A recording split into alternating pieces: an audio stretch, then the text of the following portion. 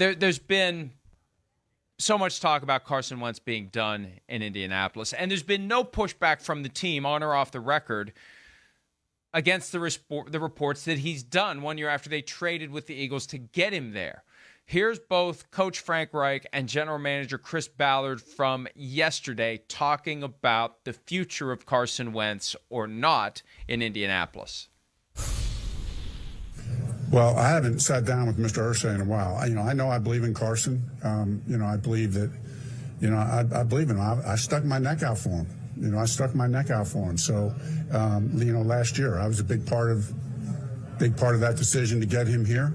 And so, I believe he's going to continue. I believe he's going to continue to have a lot of success at quarterback.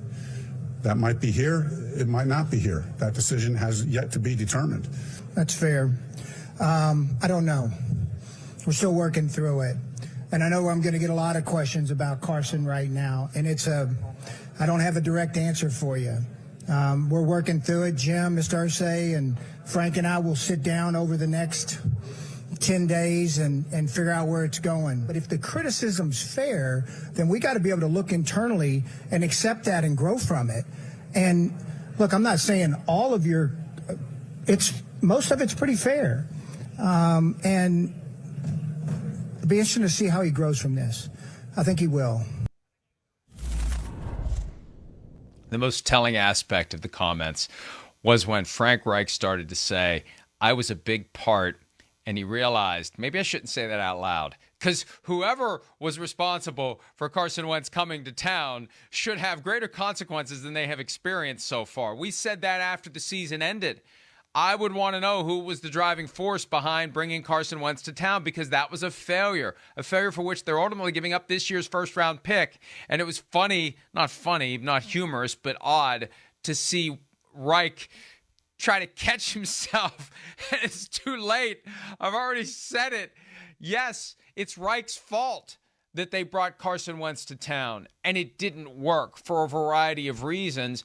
And look, all of those comments from yesterday are being made against the backdrop of reporting that they're done with him, and nothing they said yesterday pushes back in any way, shape, or form against the idea that they're done with him.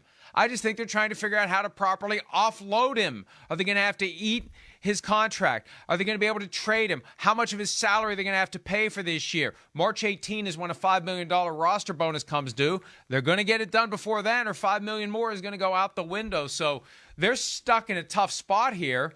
But, Chris, the one thing I respect, they're not going to double down on a mistake just because of everything they gave up to get him. If they're ready to move on from him, they're going to move on from him. And nothing I heard yesterday makes me think they're not ready to move on from him.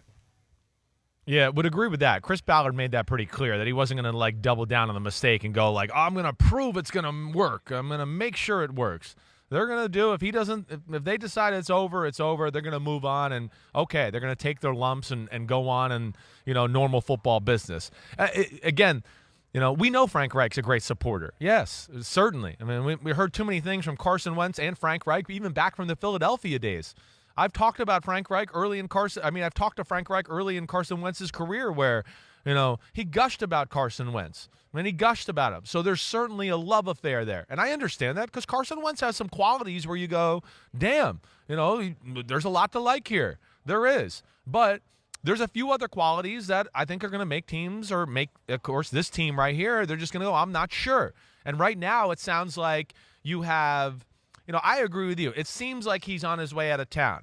But the three amigos, and I mean by that by Reich, Ballard, and Irsay, it does not seem like all three are exactly on the same page. And I think that's where they're probably still figuring this out. I know Ballard made a comment that they were going to have a conversation. Those three were going to have a conversation here in the next 10 days, sit down and really iron out this situation and try to figure it out.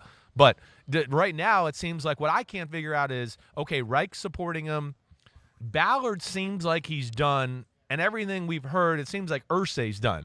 But I don't know, maybe is Ballard not done yet, and he's still trying to talk Irsay out of it? Either way, I know those three, the big power players, are not on the same page, and there's something there that they got to figure out as far as what they want to do to make this next move.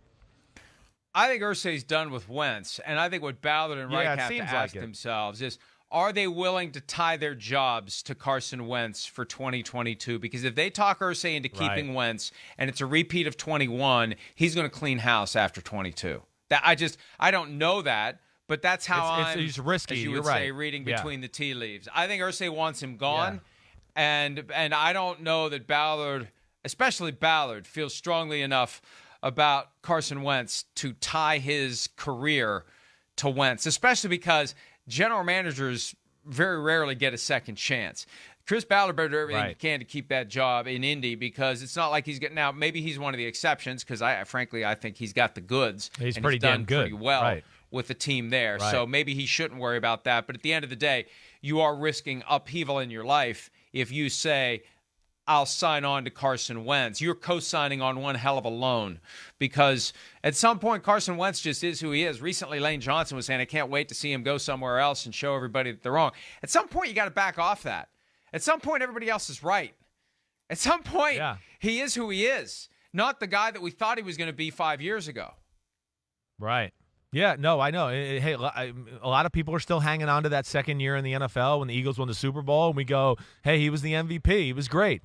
And then 2 years after that, he had that stretch run at the end of the year where he carried the team to the playoffs, and you go, wait, is that the guy? But in between those years, we had all over the place Carson Wentz. And, hey, I want to be fair to him. He had a good year last year. He had a good year. But there's something there. I mean, we know it upset the organization that he didn't get vaccinated, all right? And you could say what you want. It came back and bit him in the ass, period. It did. He missed a week of practice in the most crucial week of the year. Beat the Raiders, you go to the playoffs at home. They don't beat him. He doesn't play well. Didn't practice either. Why? Because he was out for that. The next week in Jacksonville, plays like crap. The problem with Wentz is, there is an aura or a perception around him. He does some dumb things. There's the stuff we've heard about Philadelphia with, not being the best in the locker room and being a guy that the guys can relate to and hang with and all of that. And then when he makes mistakes in the most crucial times. And I think that's what frustrates people about Carson Wentz. And you're right. That's a tough one for Ballard and company to go, wait, I'm going to hang my hat on that. There's some part where you go, okay, this could work out and this could be good. But to your point, the risk is if you bring him back and it's not good, we know the public perception, and everybody's going to go, what is Carson Wentz? What the hell did they expect? I mean, he's not any good. That's why the Eagles got rid of him. And that then leads to, yes, bad articles about you, Chris Ballard, and then you get fired because of that, to your point. I think you're spot on, and that's where this is a dangerous, decision. It's a big-time decision. It really is. Because, yes, there is something. There's not a lot of franchise quarterbacks. Wentz has shown the ability to be that, but it's few and far between, and it's this crap. I mean, we threw how many interceptions did we throw on shovel passes or left-hand throws this year, and just some big moments like we've talked about, and that's what's scary about him. Hi, I'm Mike Tirico, and thanks for watching. Make sure to hit subscribe for the latest news and highlights from NBC Sports.